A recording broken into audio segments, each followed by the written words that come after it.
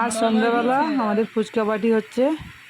আমার বোন এসছে, বোন ফুচকা নিয়ে চলে এসছে, সবাই মিলে ফুচকা পার্টি হবে। তো দেখো ফুচকাগুলোতে আলু ভরে নেওয়া হচ্ছে। আর আমি, এটা হচ্ছে মিষ্টি চাটনি, এটা হচ্ছে আমার তৈরি করা, ঘরেতে থাকে। এটা হচ্ছে গুড় আর তেঁতুল দিয়ে আর মশলা দিয়ে আমি এই মিষ্টি চাটনিটা বানিয়ে রাখি সবসময় এই ফুচকা চাট খাবার জন্য। তো ওরা সব রেডি করে নিচ্ছে, এই ফুচকাগুলোকে আজকে সবাই মিলে খাওয়া হবে। পুরো রেডি হয়ে গেছে। আর আমার বোনের মেয়ে ফার্স্ট খাবে এবং বলে রে যা কেমন আমি টেস্টি টেস্টি আমি। এবার আমার ছেলে খাচ্ছে, দেখা যাক ও খেয়ে কি বলে। ও তো এক্সপ্রেশন দিতে পারে না, ও শুধু খেয়েই যায়।